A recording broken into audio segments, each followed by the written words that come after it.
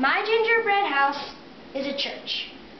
So this is the actual church. These are two crosses. And these gumdrops are Christmas lights.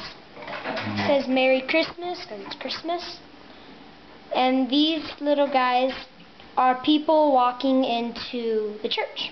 And this is a wheelchair with somebody in it. And this is a fundraiser for Ghana that says Donate for Ghana, so that they'll have enough money to buy a new home. These are two snowmen, and this is a bench with 3 people standing on it. And this guy is a person in Ecuador going to the bathroom behind a building, and it's kind of typical. But so yeah, I tried to make mine as lifelike as possible. So yeah, Merry Christmas!